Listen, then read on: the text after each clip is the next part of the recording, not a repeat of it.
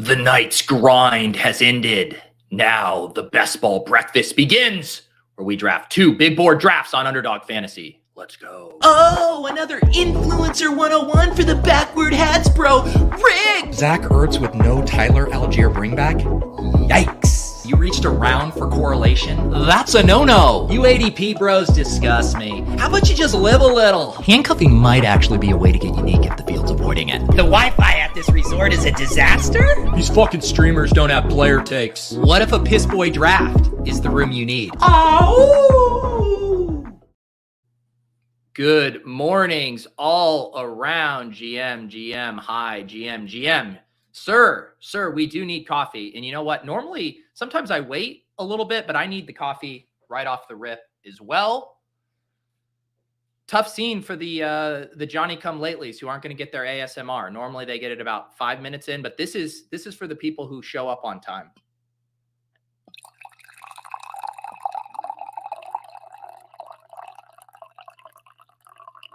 There it is. Minimal splash zone. Minimal making a mess. We are here, Best Ball Breakfast. We are here every Monday morning at 10 a.m. Eastern to draft best ball teams. And it'll be interesting to see what we have on tap for us once the big board fills, because it does seem like that's going to be happening fairly soon. It is now officially over 3/4 of the way full, 75.9%. I've been doing my part registering for a ton of slow drafts, because I realized I want to max this thing, but I absolutely do not have the time to complete it with just fast drafts. So we've been blasting off in the slow drafts, trying to keep pace here with the fill rate, but we will bang out a couple more drafts this morning. Nice to get the stamp of approval from Miles on that pour. A chalky pour, says KZ. Tyler just poured his coffee. Wow, we're all in sync here with our coffee brews. Ooh, going with the cold brew. Now, Kyle, I will be shifting to a cold brew here. It'll still probably be a few months away. Probably mid-May is when I start to shift over to the cold brew. But it's still pretty cold here in New England, so we're rocking the hot coffee. This is such an awful take. I don't know how many times we have to do this. Brandon says coffee is merely a delivery device for cream. No, cream is merely a delivery device for your early death, Brandon. And sorry to get, so political here early morning, but drink it black, drink it straight. You don't need those extra calories, kid. Now here we go. Scoop of protein. Adam is really just grabbing the day by the balls. Cold brew and a scoop of protein right there. It's your boy, Paulie Chips, joining our slow draft gang. Mike Robb said, last time there wasn't a big board at this time, you created a wonderful human. Is that the plan once it's done? I don't know if I fully track this comment here, but yes, that is the plan. I was making a baby around this time last year, if that's what you're hinting at. Nez says your bracket is looking good, Pete. Yes, we did have the Deposit Kingdom March Madness tournament bracket challenge. And again, if you guys aren't in there, you missed a chance at a $500 free roll. Our friend Justin Freeman from Run the Sims slid into my DMs. He said, hey, let's sweeten the pot for this Deposit Kingdom March Madness bracket, and kicked in a $500 first place prize. However, Nez, I will reveal a dirty little secret that will make me, it'll probably make people mad at me about my bracket. I put zero thought into it. And in fact, it is the KenPom optimal bracket. If you use the KenPom rankings and advance the teams who have the best standing power rankings in the KenPom, that is what my bracket is. So shout out KenPom for my nice showing in the March Madness tournament. I know it's very uninspired. Old Peter, 8-year-old Peter, who lived and died by the Duke Blue Devils in March Madness, who would hand fill out his bracket, who would scratch them off and highlight the correct wins. He would be so disappointed in Robotic Pete relying on an advanced college basketball metric system to determine his bracket. I've failed old young Peter. I have failed him. Okay, look, it looks like everyone is okay with me taking the answers of the test from KenPom. All right, let's hop in a draft. Let's do it.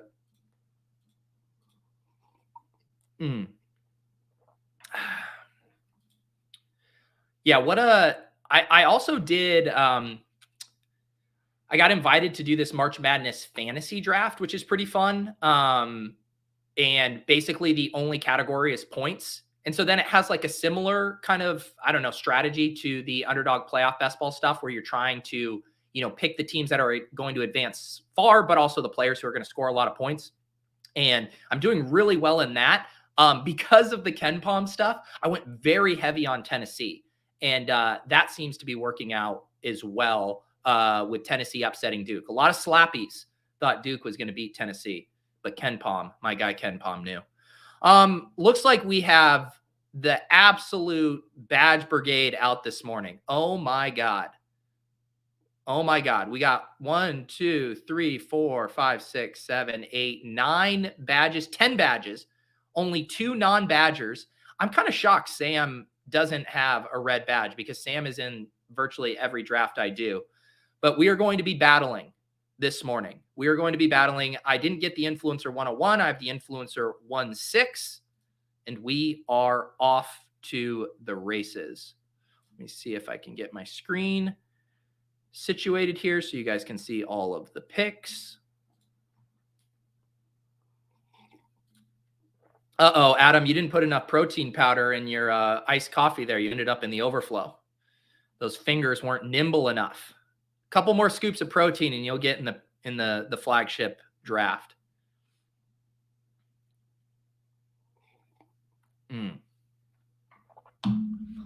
Look at all these wide receivers at the top of the ADP board these days. Look at it.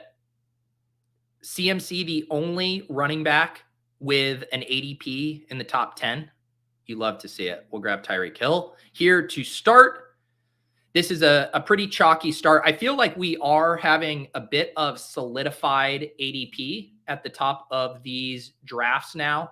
There was some movement. Eckler had been sliding around. He's now dropped a bit, I assume, because of him threatening to demand a trade.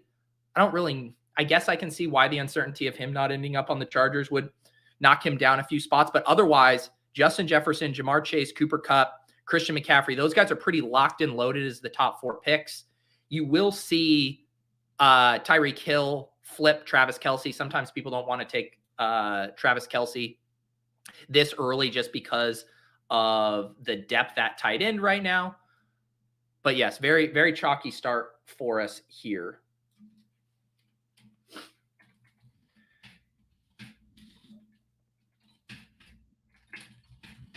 How many drafts are you guys all at right now? How many big board drafts? I want to see who has done the most big board drafts in the chat. Oh no, Tyler is having to pause the stream to listen and engage in your meeting. Oh my goodness, Tyler. Well, if you need a service, you know how this works. Just say the words David Montgomery and I will take care of you. Well, that answers that question. Paul's last big board draft ends up being an overflow. Paul, you are at 150 big board drafts. What's your split of fast drafts to slow drafts there? All right, the results are coming in. Nick's at 20. Michael showing nice restraint at 1. Love Stars about halfway there. Max Sauce at 92. There is Paul with the 150. Shubot 43. Oh, Nez at 9. Nez has been too busy in the MLB streets. Sammy at 30. Let's see. Vapor 36, 31. Kyle at 12. Target Hog is maxed it. So that's our first maxer there, followed by Paul 36. I don't know why you're crying. I don't know why you're crying there. Let's see. You know what? I need to beware of the avalanche. Although Casey does take Josh Allen. But man, when Devonta Smith and T. Higgins are going this early, I'm going to get my guy Chris Olave here and trust that I will like a running back that comes back to me in the 3rd. I refuse to get buried by an avalanche this morning. Lunchable, 0. Wow, Paul, all fast drafts. Paul, do you have anything better going on, man? 150 flash drafts by March 20th? Just kidding. I'm jealous. I'm truly jealous. 31 for Boatman. Aaron at 120. Omega 97. Miles 12. 62 for Cam. 13 for Ross. Sammy rocking the 2 little boards. Don't forget the little boards. Just a 2 max. I believe $3. 2 for Johnny. There you go. Donovan says correctly that is 150 hours. We have done the math, Paul. And even assuming if you are in very fast draft rooms, we're looking at least 130 hours. Paul recently read Malcolm Gladwell's 10,000 hours and took it to heart. But instead of learning a new skill like how to code or how to become a carpenter, he's put in 10,000 hours in the best ball streets.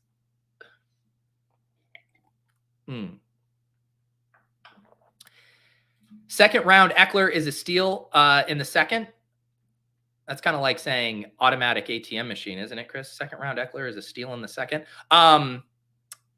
Yeah, although our guy Cormer 93 here, who started CMC, Eckler is about to get buried by a wide receiver avalanche. Wow, Justin Fields now going at the 2-3 turn. Pollard getting thrust up. We had a good debate on ship chasing the other night. Pat is very, very heavy on Pollard. I had him rank. It was Josh Jacobs, Etienne, Ramondre, and Pollard. And Pollard was the clear first guy of that grouping for him, which isn't reflected by current ADP, although is reflected in this draft here by Tiglo Biddies. But I feel vindicated for grabbing Olave here, knowing I was going to end up with a nice running back in this range. We'll see if Nez allows me to take Kenneth Walker, or if he's going to force me to plug my nose and take Derrick Henry. I will happily take Kenneth Walker at 3-6, though. That, my friends, is a veteran of the wide receiver avalanche slopes, slaloming through a double black diamond, realizing you pass on Eckler because the 2v2, Chris, you want to go back to Eckler being a steal. The 2v2 of Eckler and Amari Cooper versus Chris Olave and Kenneth Walker. Give me my side of the 2v2 every time.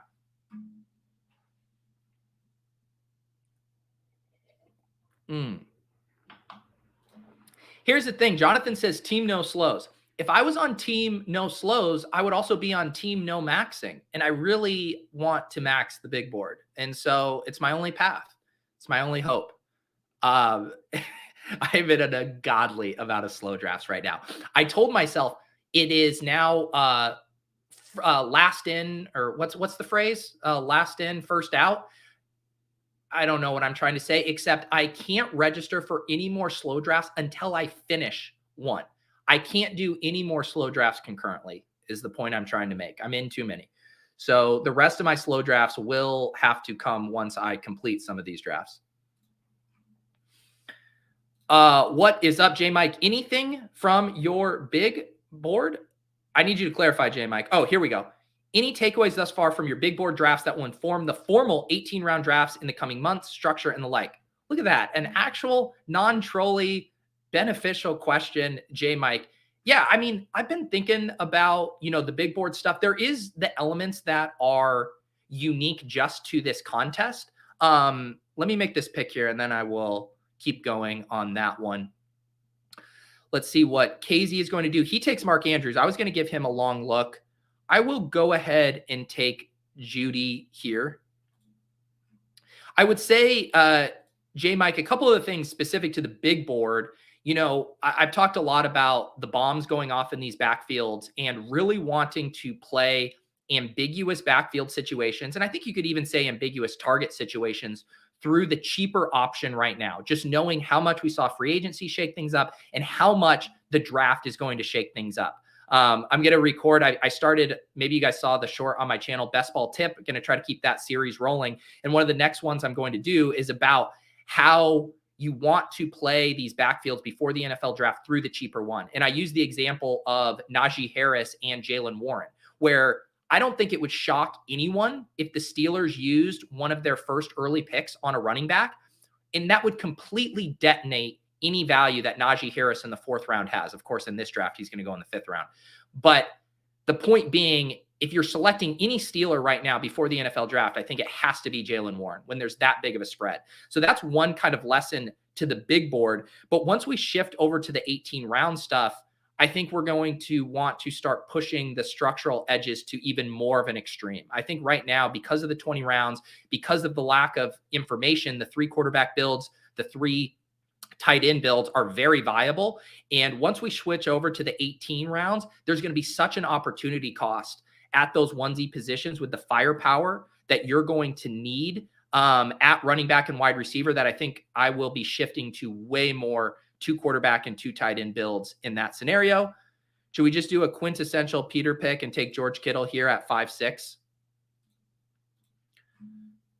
All right, through 5 rounds, Kenneth Walker, Tyreek Hill, Chris Olave, Jerry Jeudy, and George Kittle.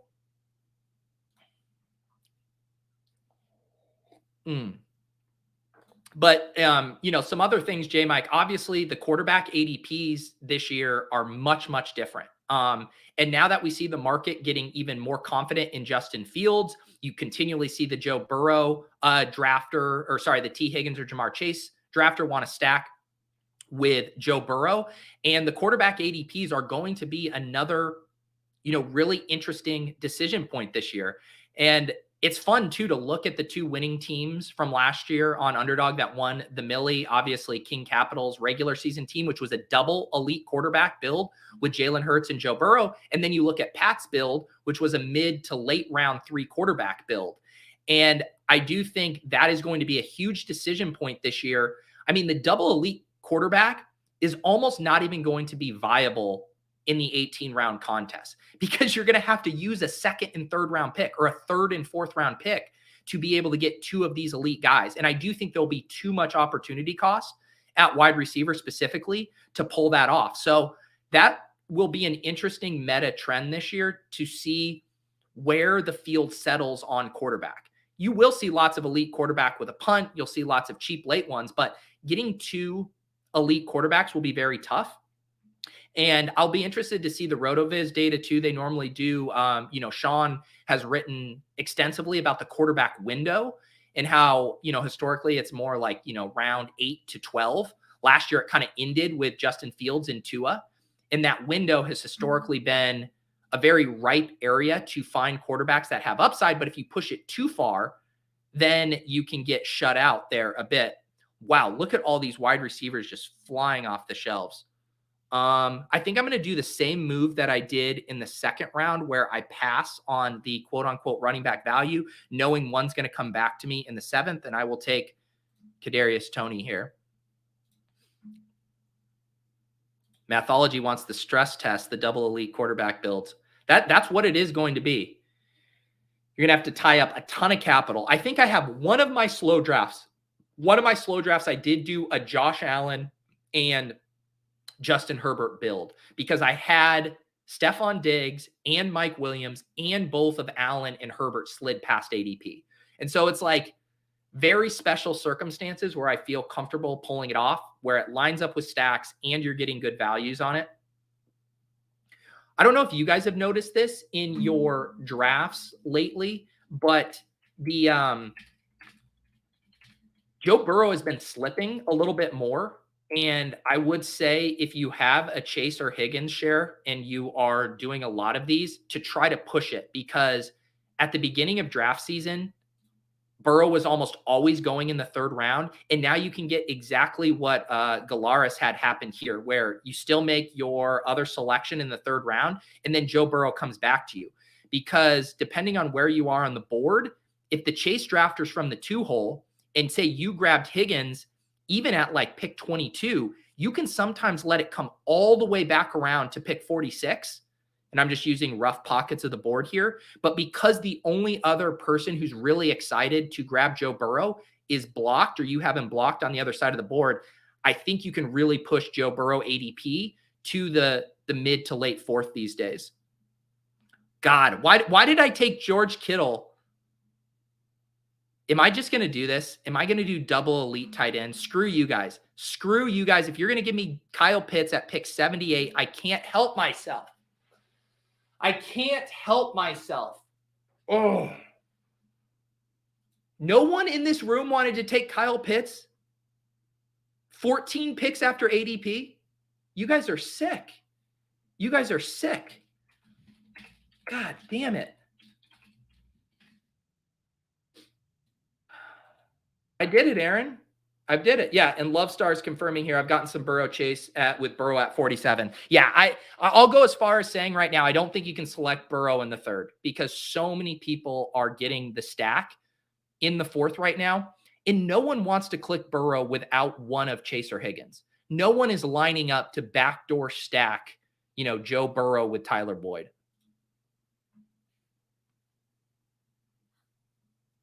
Yes, let's do the world's saddest value hound on Kyle Pitts. Oh, it's a whimper. Get out of here, Nez. Check out this knife I just caught. I don't want to convince any of you to like Pitts. I want all the Pitts for myself. None of it. He's undraftable. He should be going in the 9th round. Kyle Pitts should be going in the 9th round. God damn it, Nick. All right, this is all the running backs are still on the board. I keep passing on the running backs. I mean, Zay Flowers going at pick 80. Zay Flowers going at pick 80. Are you kidding me? All right, if we're just doing the all value hound team, what? Screw it. You're going to give me Javonte Williams at pick 91. I do not care. And I think it's time. I think it's time. I mean, when I see Zay Flowers at pick 80, it's time to play the Avalanche clip.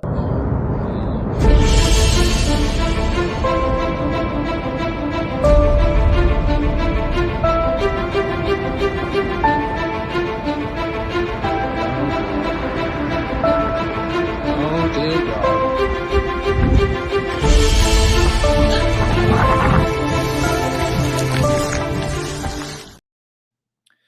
So here's the thing though, like to have a real discussion about Kyle Pitts. The whole conversation about tight ends, how we think about them in these tournament formats is through the lens of spike weeks. All last year, George Kittle and Darren Waller, were going at the 4-5 turn. If you had any consistency in their profiles, if you were banking 8 targets a game, those guys would have been 2nd round picks. They would have been going where Darren Waller or where Mark Andrews was going. The reason drafters were still taking them at the 4-5 turn wasn't because they were going to be a bedrock of consistency for your team, but because they had the talent and the potential to score 25 plus points in a playoff week. And we can clown on Kyle Pitts all we want. We can talk about Arthur Smith's offense. But if you are denying that Kyle Pitts can't catch a deep bomb for an 80-yard touchdown, then you have lost the thread. Then you are now letting emotions get in the way of what Kyle Pitts' profile is. No one's saying he's going to do that every game, but Kyle Pitts is still one of a handful of tight ends that can put up 25 plus points in a game.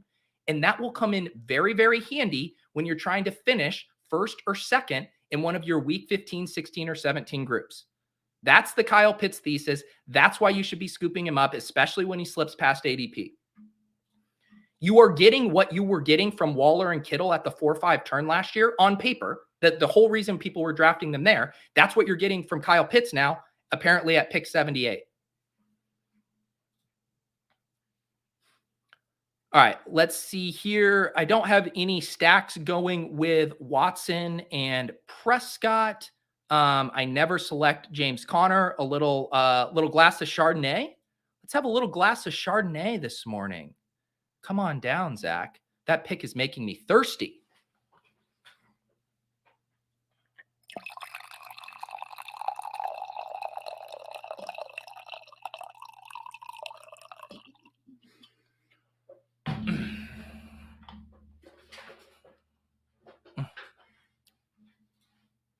All right, our team here through 9 rounds. I like this team. 3 running backs, Kenneth Walker, Javonte Williams, Zach Chardonnay. Wide receivers, Tyreek Hill, Chris Olave, Jerry Jeudy, and Kadarius Toney. And our bully tight end. Absolute bullying our competition. We have efficiently starved the beast with George Kittle and Kyle Pitts. Kyle Pitts, a hot, polarizing topic in the chat this morning.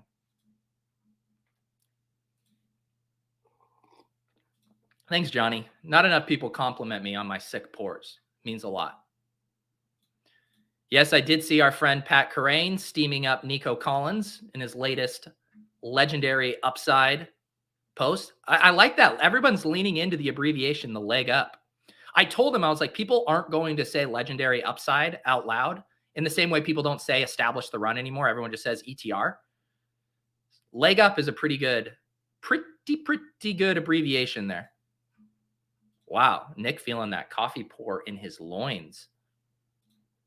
Damn it, Christopher. Damn it, Christopher. You are late. What do we got going on here? I was hoping I could take Trey Lance. That will surprise no one. That will surprise no one. I am going to grab Tyler Boyd, though. I am going to grab Tyler Boyd because I just noticed wide receivers are continuing to fly off the shelves, and I do not have enough. I never have enough wide receivers. I am never satisfied. I could draft 7 wide receivers to start my draft, and I still wouldn't have enough. I still would want to take Marvin Mims. What a fun pick that would be. Yeah, where do we think Brandin Cooks should go? I saw in some of my slow drafts, I saw a guy, I think it was the 7-8 turn. It was either the 7-8 turn or the 8-9 turn. And the news broke. And I log in and I'm on the clock and I see this guy just double tap Dak Prescott and Brandin Cooks at the turn. That's why you do slow drafts. That is the entire reason you do slow drafts. So a piece of breaking news can happen and you can rush to the draft applet and you don't even think about whether the value calculation is actually appropriate. You just say, I pulled a fast one on the world because it's my turn to pick. And I sat on this clock for 11 and a half hours to double stack Dak Prescott with his 4th best pass catcher.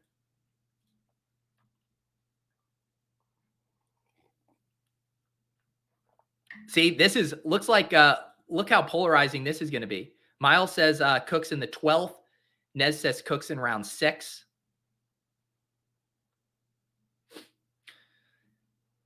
Interesting. Aaron Rodgers ADP is all over the place these days. I feel like I'll see him go as early as the 9th and as late as the 12th or 13th. This guy gets him with Elijah Moore. Ooh, and Garrett Wilson. So you did get the Aaron Rodgers potential double stack there.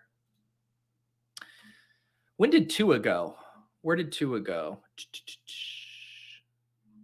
Jesus, where is Tua on this board? Why can't I see Tua on this board? Oh, Tua went at pick 84. Jesus. Am I going to be forced to take Russell Wilson here? Look at you guys already have a bunch of quarterbacks. Yeah, we'll start with Russell Wilson here and pray Jerry Jeudy doesn't get traded because God forbid I would have an unstacked Russell Wilson. Actually, it's impossible for me to have an unstacked Russell Wilson because there's always KJ Hamler, baby. You can take away my Jerry Jeudy. You can take away my Cortland Suttons. I can box myself out of drafting Greg Dulcich because I already bullied tight end, but you can never take away my KJ Hamler. Fine. Maybe I'll put Tim Patrick in the queue. I mean, I won't actually utilize the queue. Theoretically, I could put Tim Patrick in the queue.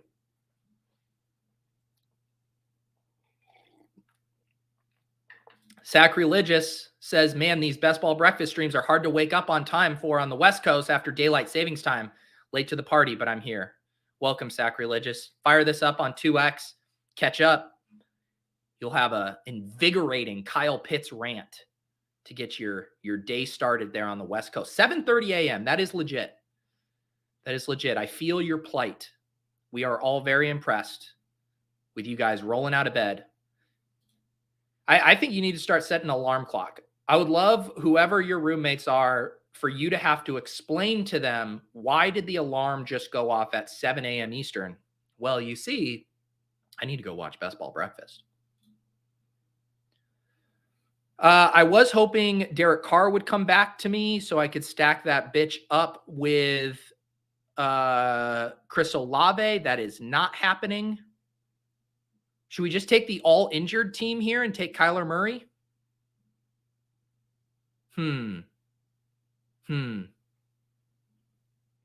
do not like this spot for quarterback. Let's take Kyler Murray. We're just taking the all-injury discount team. Kyler Murray, Javonte Williams. I mean, Kyle Pitts might as well be injured the way everyone treats him. Kadarius Toney. There you go. It is the all-injured team. Yeah, Nez says, need some warmer weather ASAP. Always associate these best ball streams with a nice summer morning. I do too. Like most of the times when I did these last year, I was wearing tank tops, drinking cold brew. No, it's like 30 degrees here. But hey, hot best ball winter got underway early this year. I have it pinned in there in my P.O. Box post, which is a free newsletter I'm doing now every Friday. I wrote about how we ended up here, how we are bundled up in hoodies, drafting teams during hot best ball summer that has now become hot best ball winter. I think you guys would dig that if you like this stream. Free newsletter. You can read that post and then subscribe. Get those in your newsletter every Friday, or in your inbox every Friday. And I think I have a fun post coming up on Friday. I think I might have some kind of prop bet athletic competition on tap. That is all I will say. I'm going to lay it out in the post. But someone that you guys might know slid into my inbox replying to an old post about my prison workouts, and they proposed something interesting. So that will be coming on Friday in the P.O. Box. OBJ or Allen Robinson? Yeah, I agree with Chris. Neither, but if gun to my head, I'll take OBJ. Wow, sacrilegious was up let sweating XFL stat corrections, and my wife would be big bad about a 7 a.m. best ball breakfast alarm. That might be a bridge too far. Believe it or not, you can watch these on playback. Believe it or not, you can. It is possible. It is very possible to watch these on playback.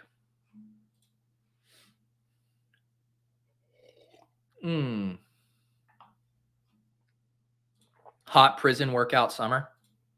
All right, we're back on the clock here. We are done with tight ends. You know what? Yeah, let's take Achane here. This is a nice segue because Jonathan, who is in the chat, wrote up Devon Achane in today's Fantasy Life newsletter. We've been doing a Dynasty prospect series, and Jonathan has been writing some of those. I highly recommend checking out his profile. The full article is up on the site as well. I'll show you guys here. Got Dynasty rookie profile. I will drop this in the chat.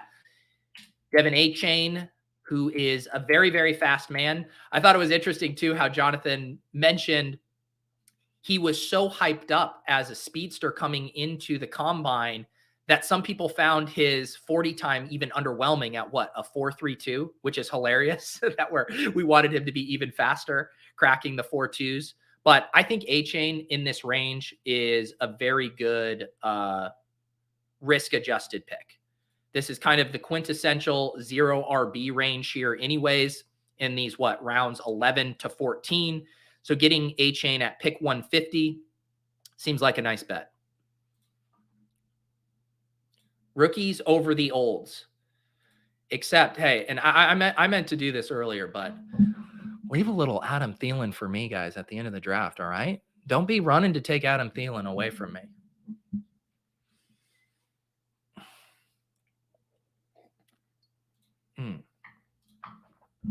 All right. I am now going to grab a rookie quarterback. This will work out well. I could get a third quarterback. Who should I take? Bryce Young or CJ Stroud? The chat, whoever will do a straw poll, get it firing. You got 20 seconds. Young or Stroud? Young or Stroud? Give it to me. Give it to me. While I'm waiting, Dan says, Dear Pete, I blasted off on 16 slows while briefly in a legal UD. Say, I'll be so sad when they finish. What's your recommendation for a jonesing sicko in 2 weeks? Oh, man. Oh, man. I have an idea for you. All right. I got timed out Young because I didn't get it. Let's see how the polls. We have 1, 2, 3, 4, 5, 6, 7, 8 Youngs. Okay, it looks like I took what the chat wanted anyways. Stroud was slightly less votes here. It looked about 8-2. And Kyle saying Stafford. I will admit, I will take Stafford if I have Cooper Kupp, but I'm not raw dogging Matthew Stafford out here. That just doesn't sound like a good time. If I'm raw dogging someone, it's Bryce Young or CJ Stroud. Come on. I'm not taking an unstacked Matthew Stafford. That's the grossest click out there right now. All right. Wow. Some late Strouds came in, but Young is the pick. Young is the pick. It is what it is. Deal with it. Man, and Johnny Bags wouldn't even let me get Nico Collins for the potential Nico Collins, Bryce Young stack. It's almost like I don't have a leg up on my competition. You heard what I said, Miles. You heard what I said.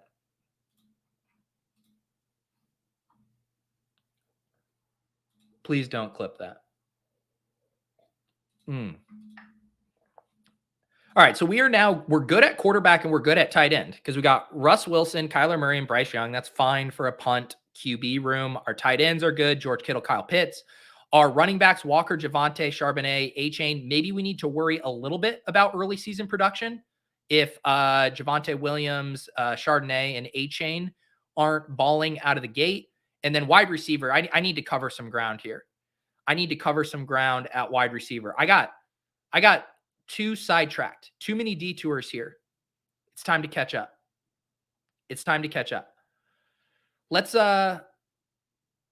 Let's play for the Cortland Sutton trade, right? We need the Cortland. Oh God, Casey. All right, 1 second. All right, we're going to play for the Cortland Sutton trade. And then we have the all-in on the Broncos rebuild. I just selected Tim Patrick at picks 174. So we now have Russell Wilson, Javonte Williams, Jerry Jeudy, and Tim Patrick. So Cortland Sutton gets traded to, I don't know, where does he go? The Patriots? The Patriots continue to try to find a wide receiver. And now I have the entire Broncos offense. What could go wrong? All right. Super chat coming in from KZ Brown.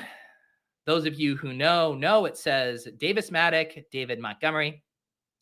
Well, I think we're all going to have a great second quarter here. First quarter was great. Really loved your results, KZ. Bringing in lots of commissions. Love what you're doing out there.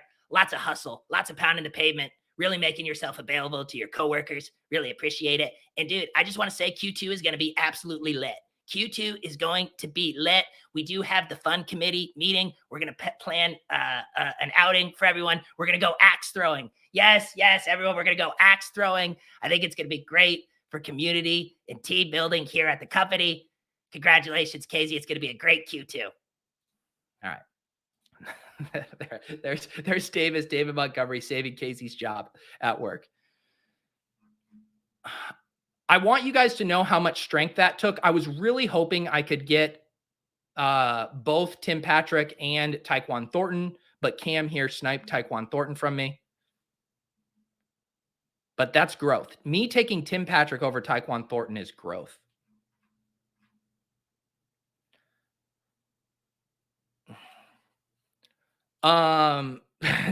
Don't leave Q2 without a Bitcoin. All right. I am going to take either John Mechie or Marvin Mims. John Mechie to potentially stack with Bryce Young, but Casey takes him. What did I say? What did I say earlier? Even if I started with 7 wide receivers, I would still want to take Marvin Mims. I still want to take Marvin Mims. Are you trying to get me fired, Kyle, Matthew Berry, David Montgomery? I don't even know if I could do a Matthew Berry. My God, I'll see if I can summon up some inspiration here. All right, our team 3-4-7-2, Wilson, Kyler, Bryce Young, Walker, Javonte, Chardonnay, Devon Achane, and we did load up on some wide receivers here in these past 2 rounds. Marvin Mims and Tim Patrick joined Tyler Boyd, Kadarius Toney, Jerry Jeudy, Chris Olave, and Tyreek Hill. We have 4 more picks. And I'm guessing at least 2 of them will be wide receiver and maybe 2 running back. We could maybe justify 3 more wide receivers and 1 running back, but I think this build, I want to get to 6 running backs and 9 wide receivers.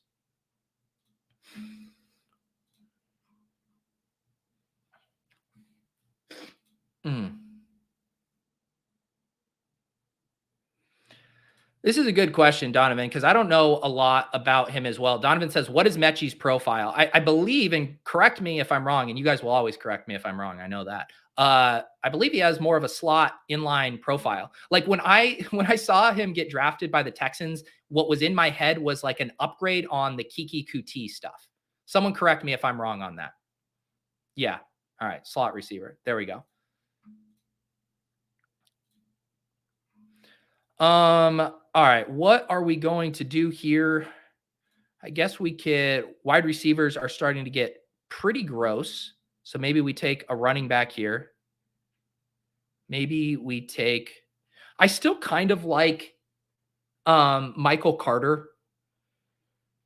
I think both Michael Carter and Chuba Hubbard, very similar picks, right? Guys who are going to have a role in the offense regardless, and then would probably step into a pretty nice role if there was an injury in front of them to either Miles Sanders or Breece Hall.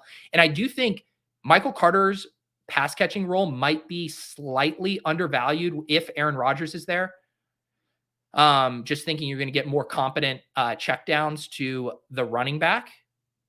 I'm workshopping this take right now. Michael Carter, Aaron Rodgers, new Aaron Jones. I'm just going to try that take on for size. Very true. H Plays Gabe says we will correct you when you are right as well. Ooh, this is a fun question. NS Comedy. Who is your favorite rookie to draft pre-NFL draft? Well, you know what? I could come up with an answer, or we could just go look and see what my actual analytics show here for my exposures. So at wide receiver, it's clearly Marvin Mims. I've drafted him on 27% of my teams. So that it takes the cake there. At running back, for some reason, I have a lot of Dwayne McBride. There is Achane there, though, at 21%. I'm overweight on a lot of these guys. Tajay Spears, 21.2%. Let's see here. Roshan Johnson, 15.2%. Jahmyr Gibbs, 15.2%. Sean Tucker, 15.2%. So there's a lot of guys I'm almost double the field on. 8% would be about average with the field. So yeah, I've been taking decent positions on these guys. I have 18% Quentin Johnson here. Where's my next rookie wide receiver? Cedric Tillman, 12%. Now I have to find my pick. Here we go. All right, we are back on the clock here. Ugh. Yuck. Yuck. Yuck. You know what? Whatever. We're throwing ADP out the window. The Dort report. Greg Dortch. Got to get some kind of stack with Kyler Murray. I forget who it was I was listening to. Someone had a Galaxy Brain take about taking both Greg Dortch and Rondale Moore in drafts. And I have a decent amount of Rondale Moore. So I like mixing in some Greg Dortch there and getting a stack with Kyler. Greg Dortch just seems like one of those guys who produces when he's on the field. Just not the sexiest guy, but seems to always earn targets when he gets the opportunity.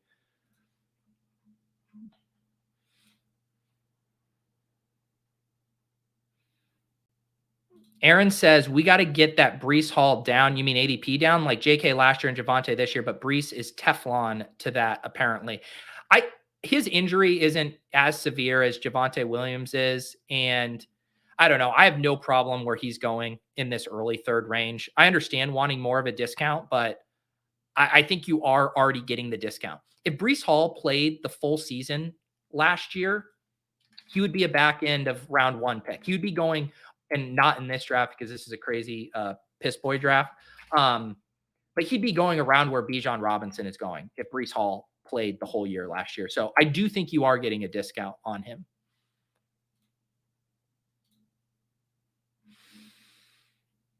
Greg Dortch is not as sexy as Bryce Young, for sure. For sure.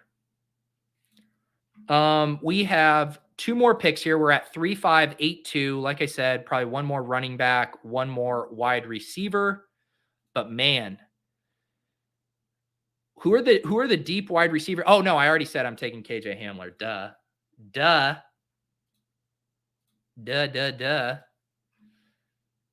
I dare someone to snipe me on KJ Hamler. I honestly dare one of you to. I'll take my running back first. Man, James Robinson going ahead of Pierre Strong. You know what?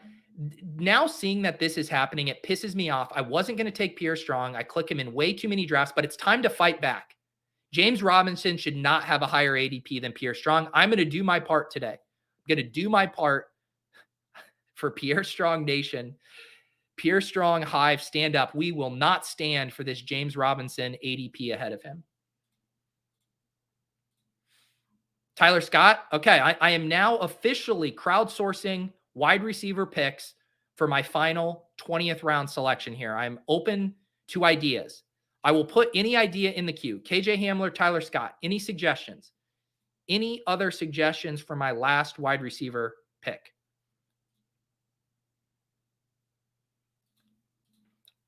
All right, Iasovis.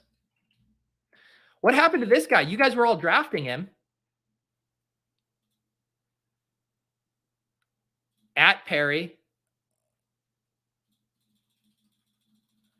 Did at Perry already go? Isaiah McKenzie, because I have 30%. You want me to pump your bags? Justin Ross. I think at Perry's gone, isn't he? Yeah, gone. Tillman. I like Tillman, but I believe he's gone. You guys, you gotta look at the screen here. You gotta look at the screen and see who's available. Tank Dell. Now that's a name I haven't heard in a while. Nathaniel Dell. There we go. I do think I have to take Iosivas for a very specific reason. For a very specific reason. Sterling Shepard, I cannot. Maybe with green eggs and ham and Daniel Jones on my team, but otherwise I cannot. Oh yeah, Reed was Lord Reeves was touting Jaden Reed. But guys, my guy Kyle did too much work for me not to select Andre Iasovis. Come on down, buddy. What is this? What is everyone talking about right now? Iosivas? Is he a track athlete? What is this? Okay. All right. Men's track and field. Versatile skill set here. Number 1 all-time in school history in the heptathlon. Okay. All right. I'm intrigued. 6 when Bruce Jenner won the Olympic gold medal for the decathlon. Andre Yoshevas. I feel pretty confident that I will be the only streamer in the history of the world to have an Andre Yoshevas clip. Shout out to Kyle, who I did a round of revisions with a week or two ago, and I knew I owed him one Yoshevas selection. And I protected myself from drafting KJ Hamler while I was at it. Yes, Omar, you were featured. This is true. Miles says Princeton is hot right now. Also headed to the Sweet 16. Princeton on absolute fire. All right, Yoshevas, you better do something for my team this year. All right, I will recap a final read of this team, and then we will hop in one more big board draft. So the final team, we got 3 quarterbacks, Russell Wilson, Kyler Murray, and the very sexy Bryce Young. We have a running back stable of Kenneth Walker, Javonte Williams, Zach Charbonnet, Devon Superfast Achane, Michael Carter, the new Aaron Jones, and Pierre Strong. How the hell is he going after James Robinson? At wide receiver, we have Tyreek Hill, Chris Olave. I was sniped on Derek Carr. We have Jerry Jeudy, just trade Cortland Sutton. Kadarius, please don't get hurt. Tony, Tyler, the best 3rd wide receiver in the NFL. Boyd, Tim Patrick, it has been too long. Marvin, back on my bullshit. Mims, Greg, sneaky good Dortch, and of course, the Princeton stud himself, Andre Iasovis. And at tight end, absolute bully ball, George Kittle. And the man no one has the courage to click except me, Kyle fucking Pitts. I will be right back. We are going to feed the dog. You know what? I'm feeling good. I'm going to let you guys stare at my exposures while I run to the bathroom before we draft another team here. Here's some ducks. I'll be right back.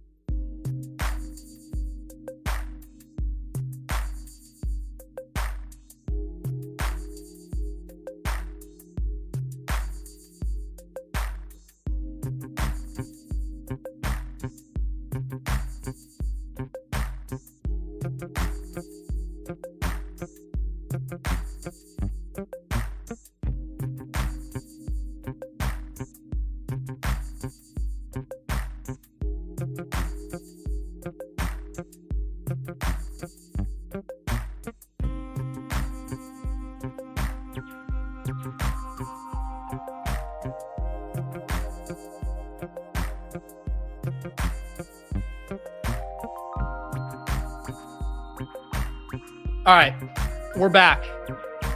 We are back. Let's hop in another draft here. Good luck to everyone trying to avoid the overflows out here today. Good luck, good luck. Another big board draft on Underdog Fantasy where you can get a $100 deposit match with promo code Pete. Limited time only. We are absolutely feeding the shit out of these Ducks right now.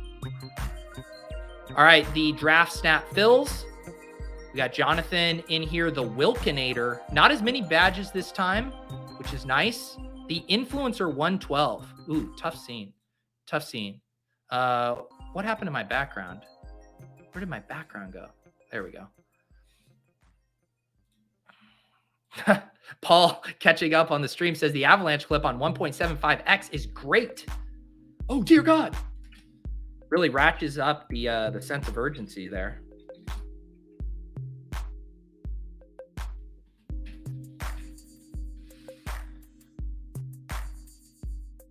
Kyle, is there a free editing software? Uh-oh.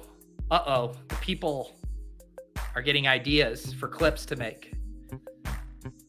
It's true. If you want to become a producer on this show and dictate the players I select with my late round selections, making a clip for them and then me feeling guilty about not playing the clip, therefore forcing myself into selecting that player, is probably the path for you. For a free editing, there's a couple good ones. CapCut is a pretty good one for free online editing software. What up, Johnny at the 105? Seems like Pete has Kyle Pitts Stockholm syndrome. I guess it's a pretty good way to explain it. I just had a draft fill to like 2 left and insta 6 leave. Wow.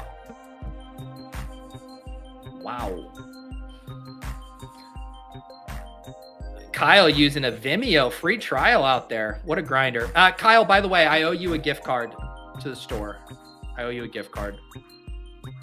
Don't let me forget. I need more coffee.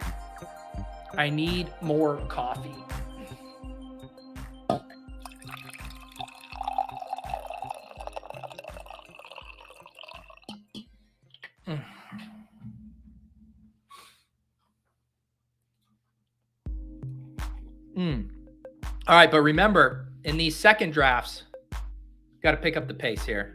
Everyone's really making a meal of it right now. Taking their sweet ass time. We know how to draft.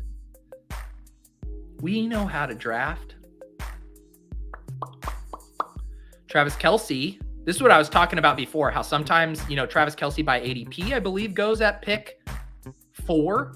But then you'll see a draft like this where we got the 4, 5, 6 all prefer the wide receivers to him. Or sorry, Kelce normally goes at 5, but we had Cooper Kupp slip. Interesting, Jonathan passing on Kupp for Tyreek Hill here. All right, let's do a fun start. Let's just have fun. Can we have fun? I feel like Bijan and Garrett Wilson is a very fun start from the 1-2 turn. Just feels fun. Should I have taken Eckler? Probably. Did you guys see Eckler over the weekend posting photos of him looking just absolutely shredded and then saying that he was going to put up RB1 numbers again? Let me pull this up. Here. I linked to it today in the water cooler in the Fantasy Life. Austin Eckler, another RB1 fantasy season loading. This guy is so ripped. I mean, my God. I just faded this guy. I just passed on this guy. I mean, like, what was I even thinking? What was I thinking? That's on me. I'm sorry, Austin. I'm sorry.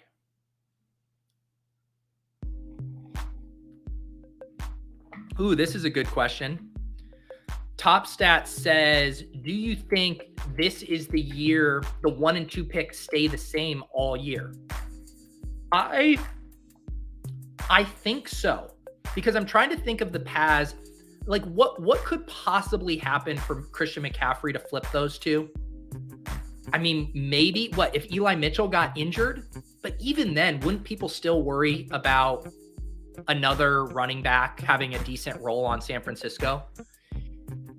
Cooper Kupp, maybe if there's just, but even then, people are so down on the Rams. Even if we have full confirmation that Cooper Kupp is blast off mode, fully healthy, I don't think he gets there. Tyreek Hill, I don't think can do it. Travis Kelce, a tight end, will never be 101. I really can't see Justin Jefferson and Ja'Marr Chase getting flipped. Love Star saying Chase doesn't stay too. I just think the way the underdog market drafts, and we're all trying to find the guy who did this, I just think Chase will forever be a sexier click than Cooper Kupp. And it's not even Cooper Kupp coming off of the injury, but just looking at their age and their profiles. I mean, Justin Jefferson and Ja'Marr Chase, 1-2 picks, in Dynasty, outside of Superflex stuff. I don't know. I don't think those guys are going to get flipped unless something crazy happens. Yeah, I agree with Paul. Would take an injury to one of the top 2 guys of their quarterbacks. That's really the only way I see it. Chase, Jefferson, Cousins, or Burrow gets hurt.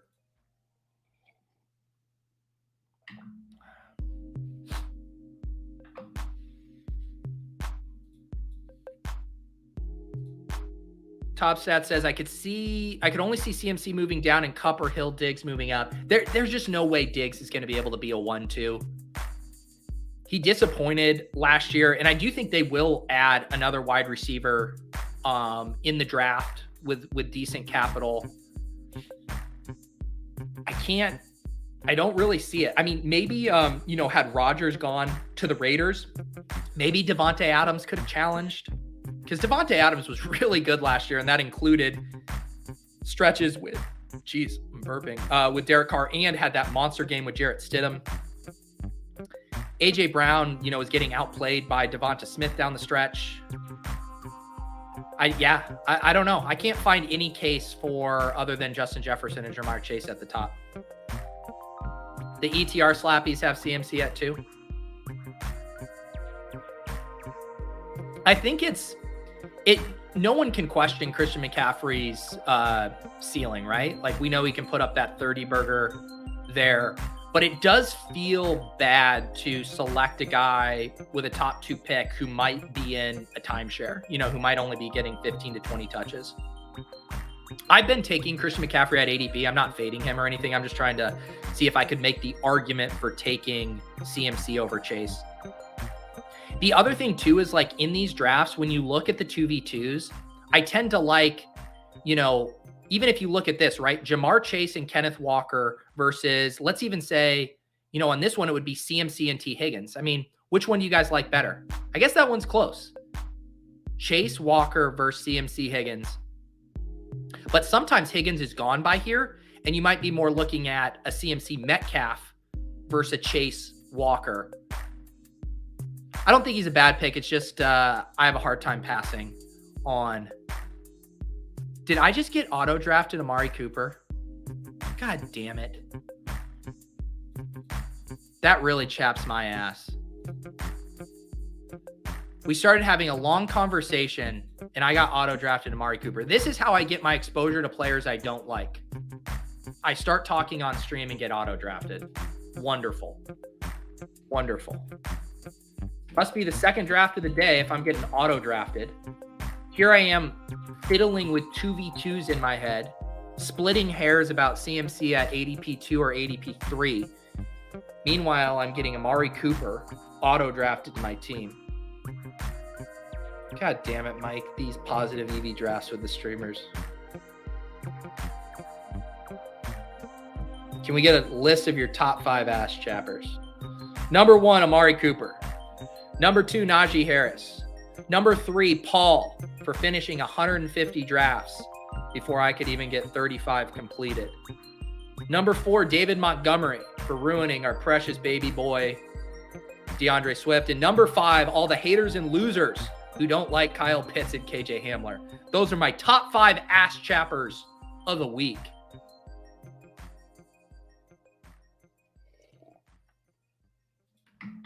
If this lineup wins a milli, watch this lineup win because of Amari. I thought you said a milli. I was like, I believe $200,000 is our cap. Yes. I will absolutely eat the shit. I will eat my hat, and I will throw you all a pizza party if Amari Cooper wins me $200K. I mean, it is, I will say, I mean, Amari's Amari. Amari had a good year last year. I think a lot of the concern for me with Amari isn't because I am just a sexy youth chaser. Again, don't clip that. It's more just how awful Deshaun Watson looked last year.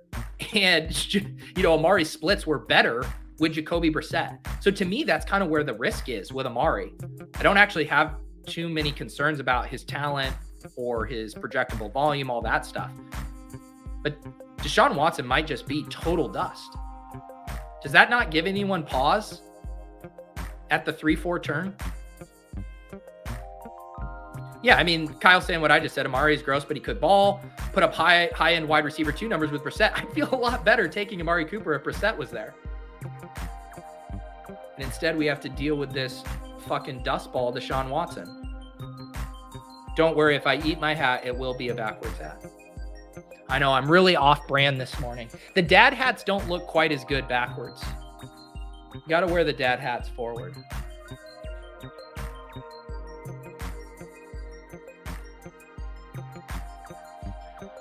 Rand Dazzler said it would be nice if Underdog had some shorter draft formats for season long. Did you miss the rookies and sophomores? And last year, what did we have? The backyard football contest. They were what, like 4-man, 10 rounds?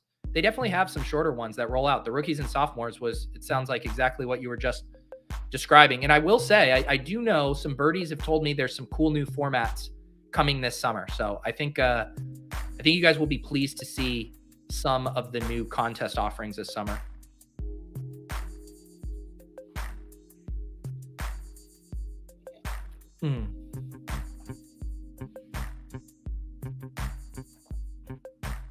What's ridiculous, Cam? I've been speaking a lot. You have to specify what I just said is ridiculous. Are you saying it's my guess is you're saying that I would rather have Jacoby Brissett for Amari? I don't think that's a ridiculous take. I mean, what about Deshaun Watson's performance last season is inspiring any confidence?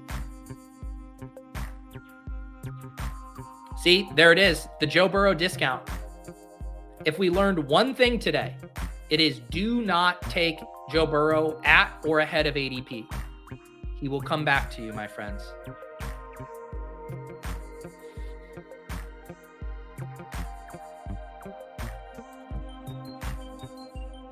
All right, my team so far through 4, Bijan Robinson, Garrett Wilson, and auto-drafted Amari Cooper, Calvin Ridley. Everyone say it with me together. I will not take Kyle Pitts. I will not take Kyle Pitts. I will not take Kyle Pitts. I will not take Kyle Pitts unless he slips like 20 picks past ADP, but I will not take Kyle Pitts unless he slips like 20 picks past ADP. All right. I think I feel good about it now.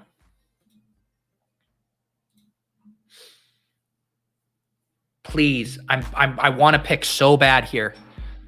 Damn it! JSN at pick 60 would have felt like a windmill. I would have been windmilling JSN at pick 60. Ugh. Let's get a couple wide receivers here. I'm taking Brandin Ayuk. I'll let the chat decide. Marquise Brown or Mike Evans. I'm taking Brandin Ayuk. The chat gets to decide. Evans or Marquise Brown? Let me hear it. Let me see the votes.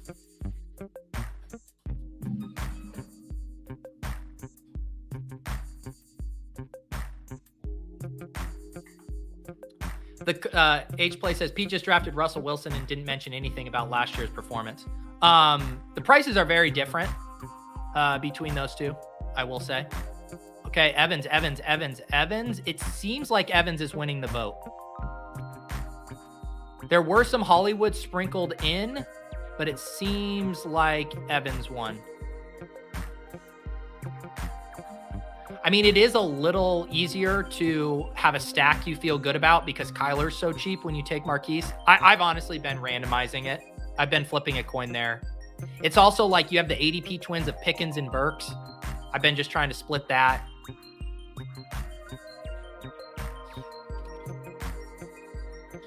Also, the thing I should say about it's fun to argue, these things about which teams are going to bounce back.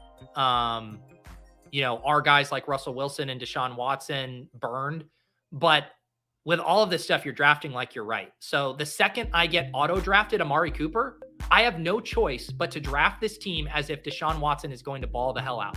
Do I think he will? Absolutely not. but that is now the reality I am drafting this team under. So same thing with once you take Jerry Jeudy, I guess you could be trying to bank a trade or whatever. But when I take Jerry Jeudy, I'm saying, well, Russell Wilson's getting him the ball effectively. So even though I don't think that is the most likely outcome, you still draft like you're right. Once you have those picks, it informs everything else you're doing in these drafts. So now, unfortunately, I have to live in a reality where Deshaun Watson is getting Amari Cooper the ball. I need to live in a reality where Aaron Rodgers is Garrett Wilson's quarterback. I need to live in a reality where Calvin Ridley calls his shot in the Players Tribune and gets 1,400 yards. I need to live in a reality where Trey Lance isn't quarterback and Brock Purdy feeds Brandin Ayuk the ball. And I need to live in a reality where Baker Mayfield slurps from the fountain of youth and gets Mike Evans another 1,000-yard season. Those are the realities I now live in on this team.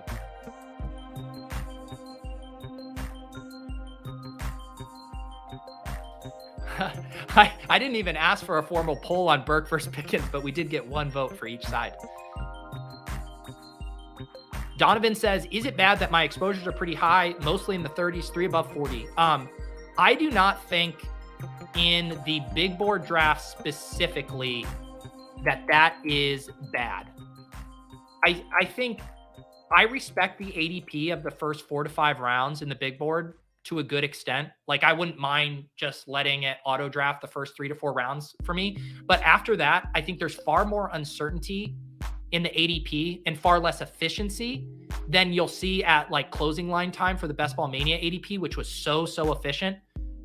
So I think if you're making big stances now, particularly on mid to late round guys, like if you told me you had 40% Austin Eckler and you're taking him at like 1.3, 1.4, 1.5, 1.6, like I would say, I think that's wrong. But if you're going to tell me you have 35% Zach Charbonnet because you really like his profile and you think he's going to be an early 2nd round pick and eventually be a 7th round pick on Underdog, then that's a stance I'm completely fine being overweight on.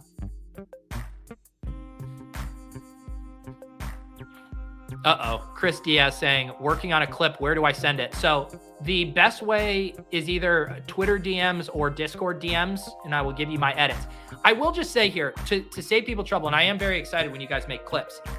In general, I would like to see the clips in the 25 to 35 second range. The tighter the clip, the more playable it is, the more it can be replayed, unless it's a JJ Taylor clip that is excruciatingly long for comedic effect. I would like to see these tight. They say in writing to kill your darlings. You need to kill your darlings in editing. Speed it up. We don't need to see him even running his route. Let's just see him catching the ball. Let's get a lot of quick hitters. We got to change up the views. We live in a TikTok society, guys. No one has attention for a minute Andre Iosofis clip. We got to tighten these up. So that's my note, my directorial note to any of the future clip artists out there. All right, Donovan says 46% Keaton Mitchell, 43% Achane, 40% Mims. Yeah, these are the kind of takes I have no problem with, or stances, I should say. You are going heavy on rookies you think are mispriced, who you think are going to jump up a ton in value going forward. All right, I am going to force myself not to take Javonte Williams here because I do like seeing both Quentin Johnson and Rashad Bateman here. Or should I take? No, I think I need to fucking take Deshaun Watson. I already talked about how I have to live in this reality where Deshaun Watson's good, and I hate it. All right, no Rashad Bateman for me. We take Deshaun Watson. So we stack up Deshaun Watson with Amari Cooper, and we add Quentin Johnson to our wide receiver room. So two rookies, hopefully with first-round draft capital, Bijan Robinson and Quentin Johnson, Deshaun Watson to Amari Cooper, and then our other wide receivers, Garrett Wilson, Calvin Ridley, Brandin Ayuk, and Mike Evans.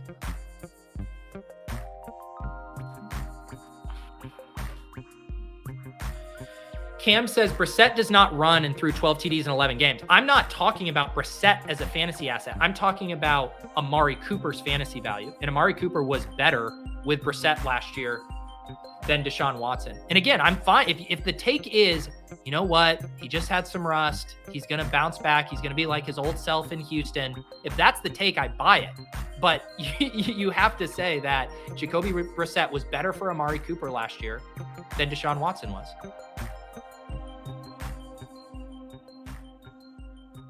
Vaporware, in the last overflow, I got an unstacked Pickett at 238, 76 picks after ADP, and it was such a hard click.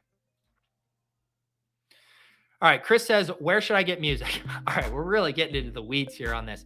Go to storyblocks.com and go to their audio.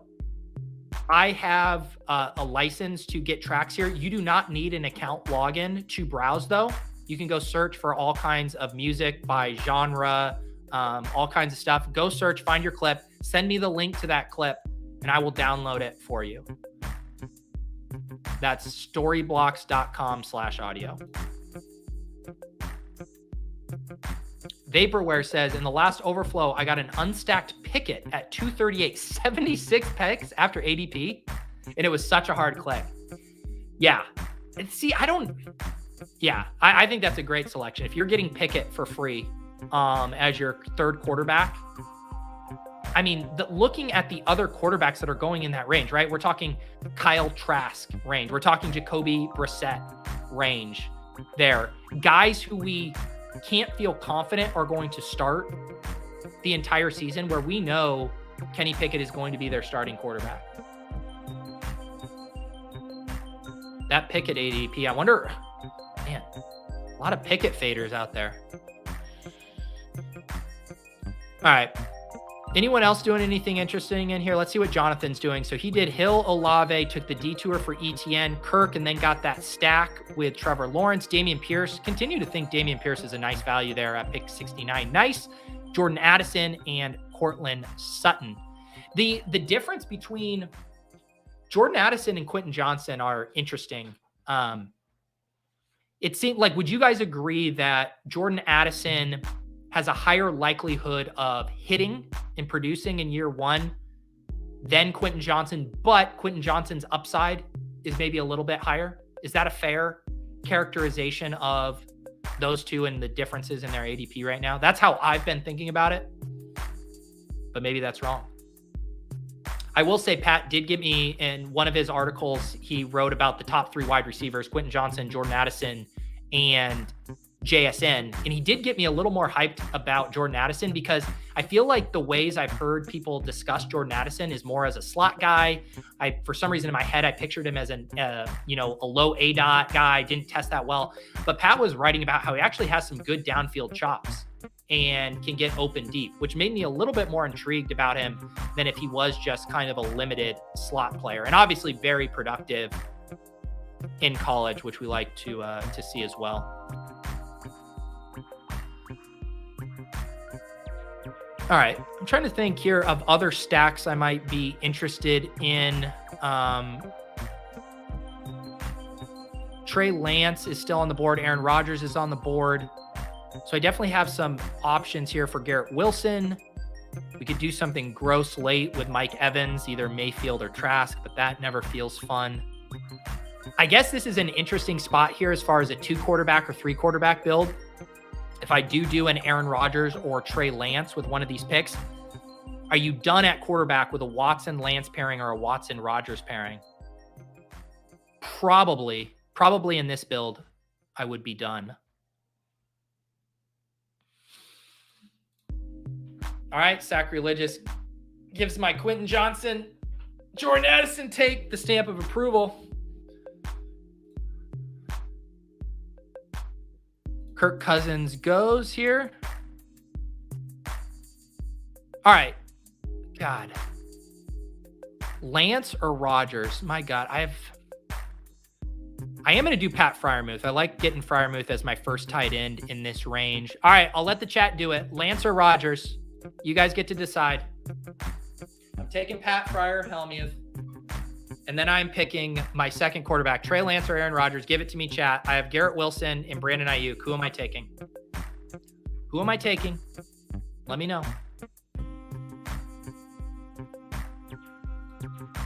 Miles says, how does hypothetically one feed the ducks? It's more of a state of mind, man. It's a way of life. We got 3 Lances coming in. 4 Lances. I should have known. I should have known. Like, what am I even doing? Asking you guys in the chat who to take? All right, Kyle won Rodgers, but we are going to take Lance per the people's vote. Rodgers, if you're going full Jets, you never want to go full Jets. You never go full Jets. I thought about it, but I doubt Elijah Moore is going to make it back to me in this room. ADP 114, I just picked at 109. I don't pick again until pick 132. So I guess I could have done my little take of Michael Carter tacked on. This is the YOLO QB room right here. Deshaun Watson and Trey Lance. My God.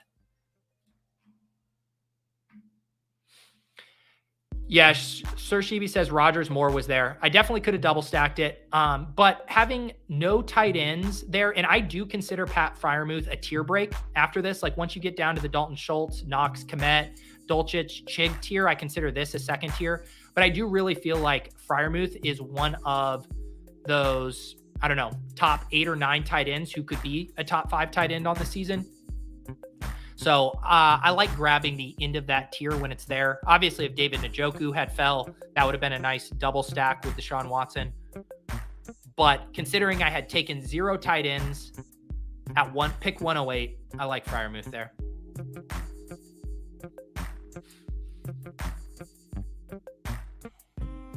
It's your boy says, am I the only one that thinks Lance won't start for San Francisco? No, you are absolutely not the only one who thinks that. In fact, there are fierce debates on Twitter basically every day about this very subject. So no, you are not alone. I do think the Sam Darnold signing was an interesting, data point for that, because you can interpret it a few different ways. You can interpret it as, hey, Lance isn't ready.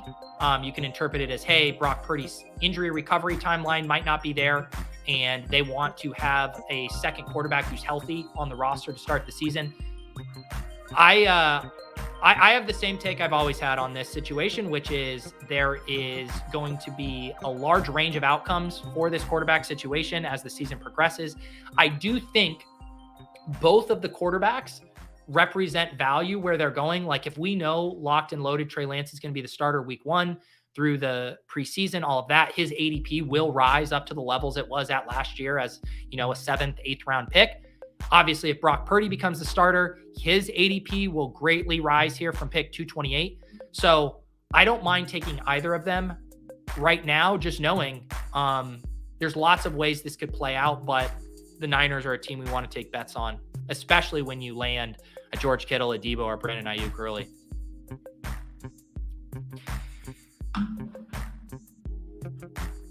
This one I don't have a good read on. The Bucs continue. Mathology says, is Kyle Trask going to be the Bucs starting QB? They continue to hype up Kyle Trask, but them bringing in Baker Mayfield says a little bit more about how confident they feel in Kyle Trask, right?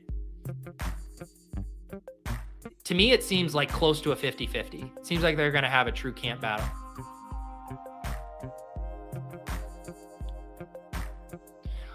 Corey says, handcuff Lance with Sam Darnold.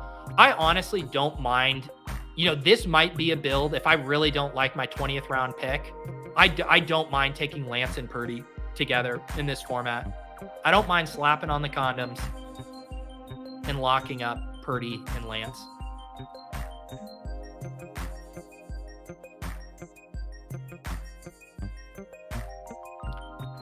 Yeah, and this goes back to those, Kyle says Lance starts the season because they spent so much for him, but he won't finish the season as a starter. And again, I'll do the same thought experiment. Even if I concede that this is the most likely thing to happen, Lance starting the season but not finishing it, that I still have to draft for various scenarios where Lance is the starter for the whole season. And I do think momentum and inertia is a big thing, He is going to get multiple cracks at this starting job and have a pretty long leash, especially if Purdy isn't healthy at the start of the season. That the scenarios where he does play well and does access a big fantasy upside, then he's just a runaway smash at pick 109. And I know people disagree with me on that. I know people disagree. Do we need to start taking some running backs here?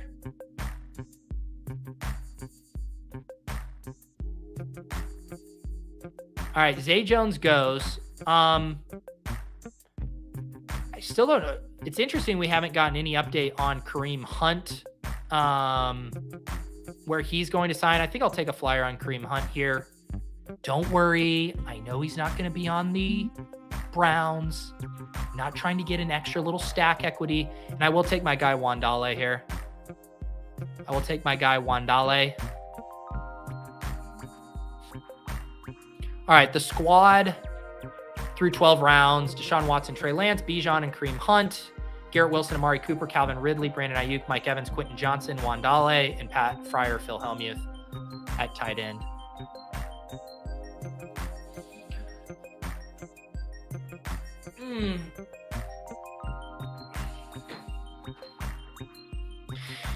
Nick says something is going to happen in San Francisco with the Darnold addition. Either Purdy's injury is more serious than we thought, or they're going to move Lance. I agree. That's why I think it was such an interesting data point. You just don't see teams,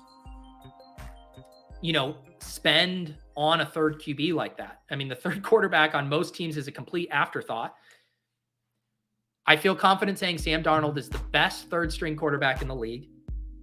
And now we get to have an entire summer trying to decipher which one of these is it actually hinting at. Is it more the former with Purdy's injury, or is it more the latter with Lance?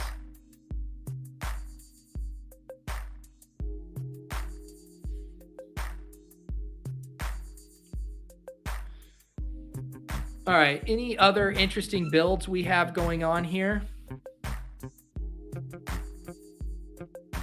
JM with the interesting double elite quarterback build: Travis Kelce, Patrick Mahomes, and Joe Burrow, and then Nick Chubb with the first 4 picks. And then let's see how they recovered at wide receiver. Godwin stacked up Kadarius Toney for the double stack, Sky Moore, and Isaiah Hodgins. So going all in on the Chiefs. I will say, if you are going to spend a second-round pick on Patrick Mahomes, going out of your way to load up on Pacheco, Kadarius Toney, Sky Moore, I honestly don't hate it. You're pushing all your chips in on the Chiefs. This is one of those builds that I think can really work out for weeks 1 through 14. I think this team could run away with this league, but I do think you run into capped upside concerns in the fantasy playoffs. And this is kind of from that best ball tip where I said you want to avoid the premium expensive stacks, because you basically are going to need the Chiefs to put up 45 every single week, 15, 16, 17 for this to work out. And they're fully capable of doing that. But as people who are heavily invested in even the Eagles last year, and that was even at a much cheaper price point, shit happens, they'll have a down game or you'll have an injury, and then it just sinks your entire team in the fantasy playoffs. So to me, this is more of a week 1 through 14, team correlation play, but I do worry about your upside in the individual uncorrelated weeks with so many Chiefs.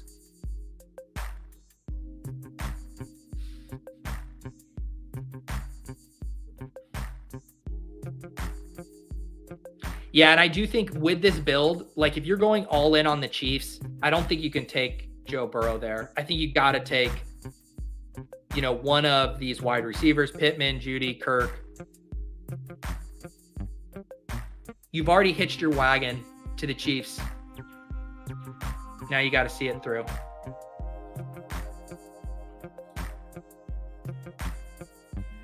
Yeah, Paul says recent ADP chasing with structure discussion really got me looking at only 6 wide receivers differently. Yeah, highly recommend checking out over on Ship Chasing on Fridays. It's a new show we've added. Last week, Hayden Winks joined Pat and Davis, and Sam Sherman makes really good charts looking at all of the ADP movements in the Underdog landscape, and then they talk through those specifically. We'll be having guests on. I'll hop on. Gretch will hop on sometimes, but Pat, Davis, and Sam holding down the fort most weeks. And I think the perfect companion piece for anyone who's drafting, more than 10 of these. If you have any kind of portfolio approach to one of these contests, I think ADP chasing is a must watch to add into your rotation. You can also listen to that on the Ship Chasing audio feed as well, but I do recommend the visual element to get to see the charts. Cam C, given the stamp of approval. ADP chasing has been fantastic. Agree. All right, we are back here on the board. We need some more running backs here. I do like Rondale, but I think I need some running backs. So we are going to pass on Ezekiel Elliott because I could never. We're going to take 2 guys here. Raheem Mostert, who re-signs with the Dolphins. Still think he has a decent amount of upside at this price. And we will also grab Tajay Spears. Another rookie who I think could potentially sneak into round 2 of the NFL draft, and I think his ADP could certainly rise a few rounds. I've seen him mocked actually to the Dolphins, which wouldn't be great for that Raheem Mostert pick. But in general, I think if he lands in the second round, I mean, he's going to be 10th, 11th, 12th round pick there. So I'll continue to load up on Spears before the NFL draft.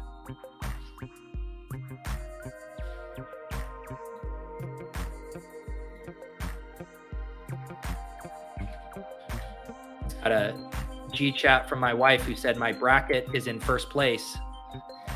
Should I tell her that she has the Ken Palm bracket as well? No, I'm not telling her. Everyone needs to keep this secret here. No one tell Lauren that my beautiful brain didn't come up with her bracket. I need her to think that I handpicked all these selections for her to win her work bracket and that it wasn't Mr. Ken Palm.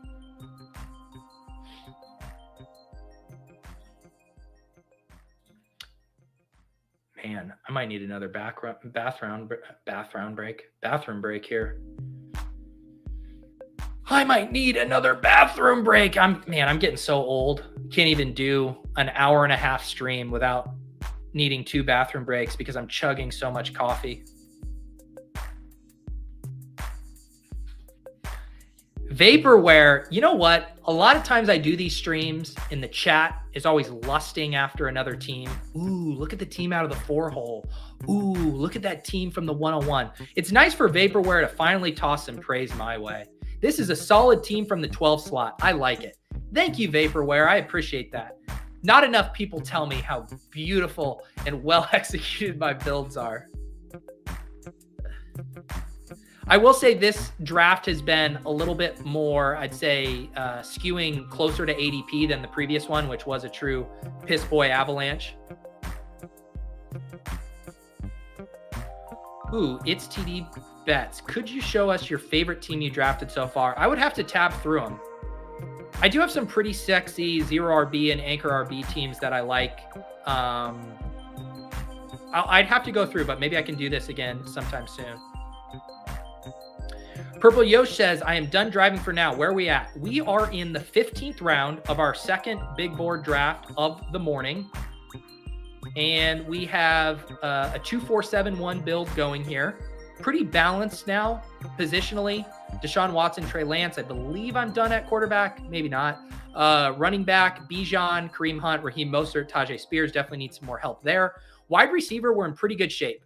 We spent, 6 top 100 picks, 6 top 85 picks on wide receivers: Garrett Wilson, Amari Cooper, Calvin Ridley, Brandon Ayuk, Mike Evans, and Quentin Johnson. And then we did tack on Wandale Robinson and then Pat Freiermuth with a nice tight end anchor for us at pick 108. I think that gives me a little flexibility as far as going with a 2 tight end or 3 tight end build. I probably have flexibility of 1 luxury pick, right? I could probably go 3 quarterbacks or 3 tight ends, but not 3 quarterbacks and 3 tight ends with this build. The overflow is crawling right now. Come on, pick it up, guys. Pick it up. Did Jalen Reed get drafted? You know, people reminded me about Jaden Reed on the last stream, but I do not have a Jaden Reed clip yet, so I cannot justify selecting him. But yes, the Jaden Reed conversation was there.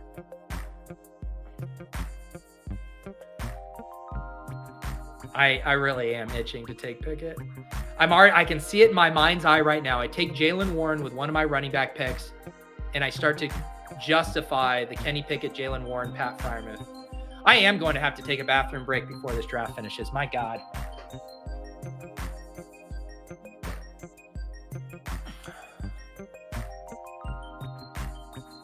Also, I had been teasing this before, or mentioning that I wanted to do this. I am going to fire up a stream on Friday night, a best ball stream for VIP members only. I believe I have a special guest in the hopper. Need to confirm a time with him. But yeah, we're going to do a casual stream. We'll rip a few best ball teams, have a few cocktails. I've been wanting to do some more stuff for all of you YouTube members. I appreciate you guys subscribing.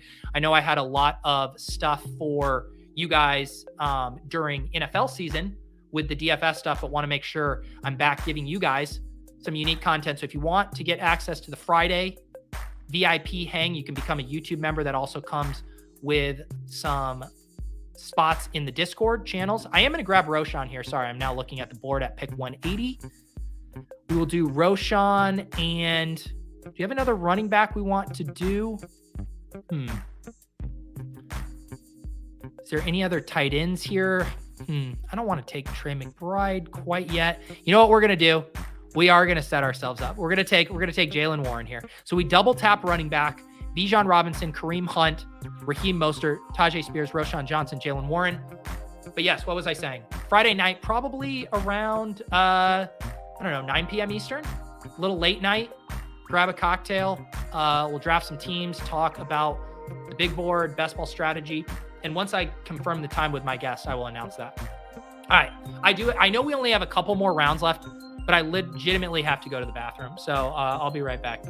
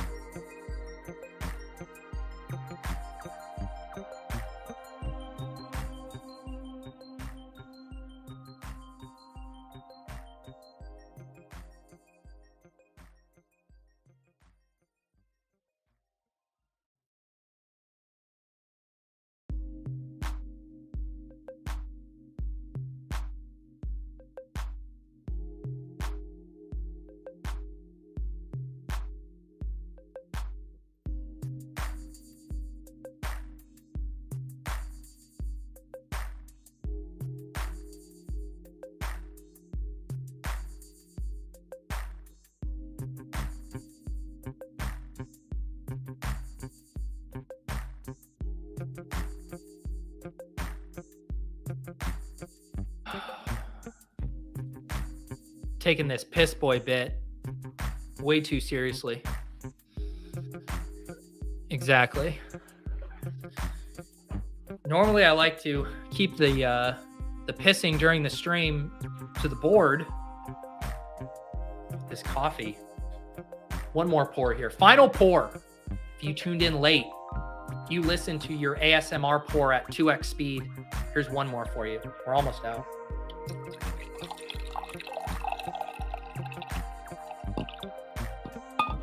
There it is, all gone. It's true. It's true. Fake Youngs have to piss twice per stream. It's TDB says, what do you have more success with, following ADP or drafting your guys? So in general, I stay within general pockets of ADP, but within ADP pockets or ADP tiers, then I'm selecting my favorite guys, right? So you'll see lots of times where it's like, oh, there's James Conner or Zach Chardonnay, and they have similar ADP range. So I'm not quote unquote reaching, but I am taking my preferred guy in that pocket. Like I was saying earlier about the portfolio stuff, I do think it's more viable to thumb your nose at the ADPs early on in the offseason where we have so much uncertainty. If you want to take big stands on guys you think can really rise in value because of uncertainty with the draft or just how, certain training camp battles are going to shake out, I think that's way more viable now. But by the time we get to mid and late August, the ADP will become very efficient. The underdog drafters on the whole as a market are very, very good at pricing these guys. And that's where I think you can start to get into trouble if you're just auto fading a guy over and over again that the market is much higher than you on. But I do think it's a balance. I think you want to have your style of drafting that works well for you. And everyone approaches it a little bit differently. But if you're constantly reaching 20, 30 picks ahead of ADP to get your guys, people will just be building the same version of your team with better players, which is really kind of the ultimate takeaway. When you reach, people have that same guy, but around later, which means they snuck in an extra pick to your team.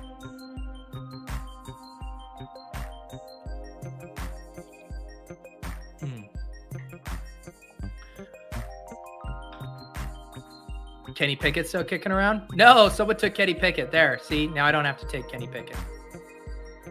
Where did Kenny Pickett go? Did we talk about him so much that he, there you go. He went at pick 163. Wow, we got a Mike White sighting. Mike White without any Dolphins. Now, that's an interesting selection to me from Shorty here. I get if you approach Mike White similar to the Brock Purdy angle, where it's like you have a Tyreek Hill, a Jalen Waddle, and you get boxed out at quarterback and you're trying to think of, hey, maybe Tua doesn't stay healthy. This is still an offense that can produce some pretty nice quarterback value via the top weapons there. But I don't know about an unstacked Mike White. I don't know if that one works for me.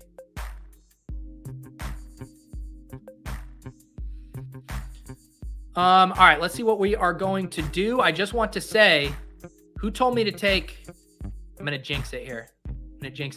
See, FF Doom wanted me to live a little and take Singletary way back when at pick 181. But what if I told you, FF Doom, that I knew he was going to be available for me there at pick 204? Let's go ahead and do Singletary. What is going on with tight end? I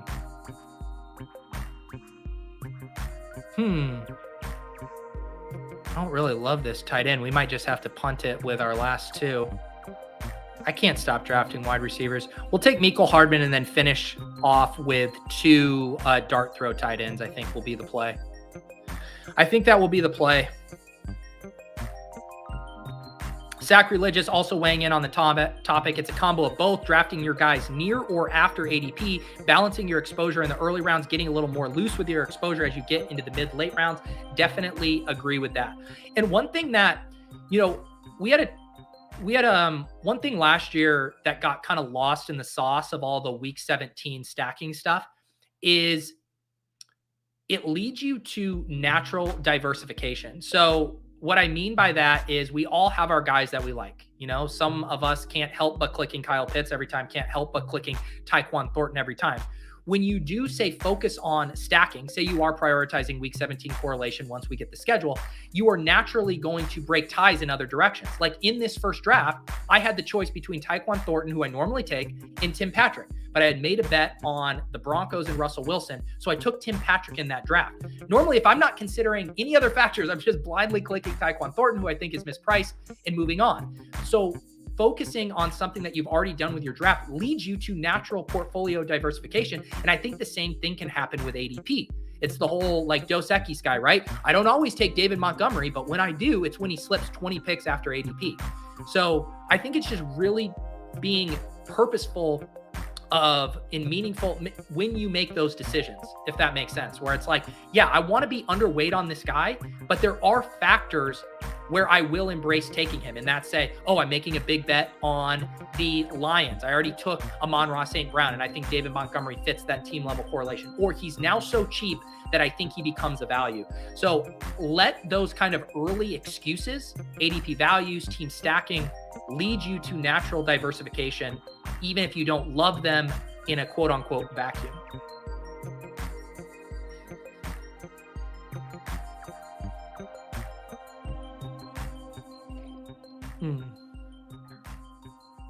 Gavin says, is 3 rookie quarterback and 3 rookie tight end a viable strategy? I would say way more viable for tight end. There was a strategy a bunch of us were doing last year. We had our Bellingers, our Dulciches, our McBrides. There was a lot of 3 rookie tight end builds that I thought were viable because it's such a low scoring position. And you're basically saying, hey, can one of these guys break out right away? And then maybe a couple others, break out toward the end of the season. It seems like a tougher needle to thread for the rookie quarterbacks. Even if you went for the top 3, right? It would probably be you grab Stroud, Bryce Young, and Anthony Richardson. I mean, Richardson probably not going to start right out of the gate, maybe.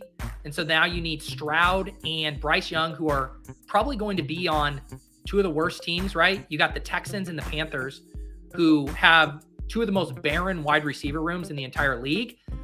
That seems tough. I think I'm more maybe a max 2 rookie quarterback kind of guy as I talk it through.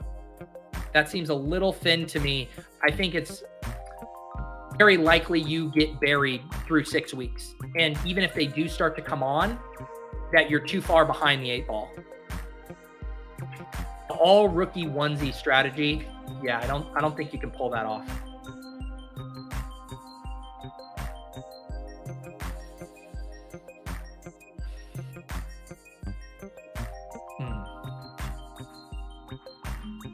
All right, 2 more picks.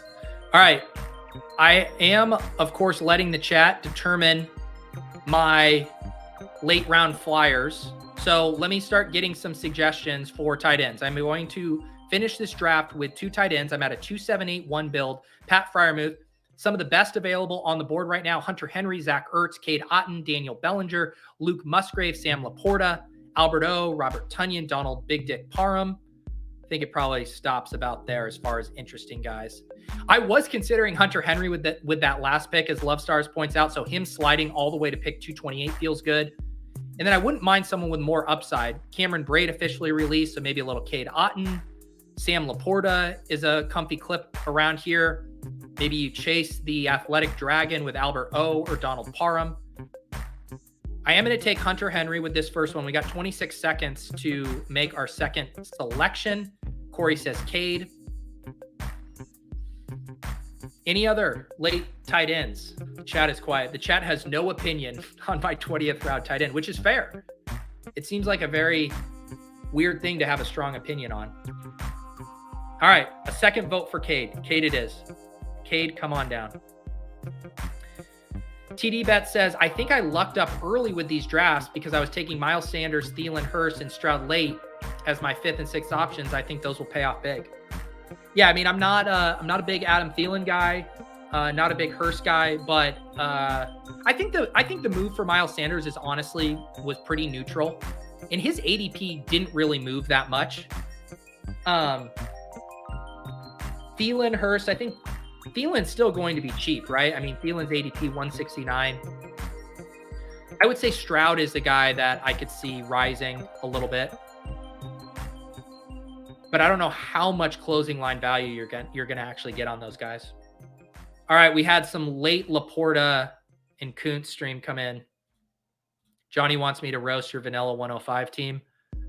Cooper Kupp, Jalen Waddle, Derrick Henry, Detour, Jerry Jeudy, Dalvin Cook, Dallas Goedert, J.K. Dobbins, James Cook. Get the Tua stack with Waddle. You get Russell Wilson there. Did you raw dog Russell Wilson? Did you raw dog Russell Wilson? I'm trying to see your team here. Matthew Stafford with Cooper Kupp. Oh, no, you have Jerry Jeudy. And there you did. I mean, if you're going to ask me what I think about your team after you took KJ Hamler, of course I'm going to like it. Of course I'm going to like it. I like this backdoor stack here. You went all in on the Rams. Higbee, Van Jefferson to pair with your Kupp. I don't know what Robert Woods does for this team. Robert Woods is just a guy I don't really have a lot of excitement clicking. Feels like he's going to give you even a poor man's version of what Brandin Cooks did there last year. Braxton Berrios, pick 236, new Miami Dolphin. I think this is a solid team. I mean, you took a running back that I don't like, Dalvin Cook at pick 53. He's been sliding in some drafts too, where you can get him in the 6th or so I don't like taking him there. But otherwise, not too bad. Sorry, Dylan, you were too late. Too late. Dylan says anyone but Cade. Appreciate you hanging out, guys. Enjoy doing these best ball breakfast streams. Like I said, I am going to fire up a VIP stream for anyone who's a YouTube member on Friday. I'll share some more details about that in the Discord and on Twitter soon. Otherwise, we got our usual week of programming here. Going to be recording some shorts. We'll have some more best ball tips. I'm going to go record something about Brandin Cooks here for Fantasy Life. We'll have Splash Play tomorrow afternoon. We'll have the club Tuesday. We'll have, I got to check and see if Swolecast is back. We'll have Ship Chasing on Wednesday night, Lulz on Thursday, and that's it. It's business as usual around here. Appreciate you guys all hanging out. Have a great week. Who knows? Next time we do a best ball breakfast draft, we might be 90% full in this contest. So off to the slow draft lobby I go to try to max this. Have a happy Monday. Feed the ducks. And remember, don't let friends make you feel shame for drafting Kyle Pitts. Thank you.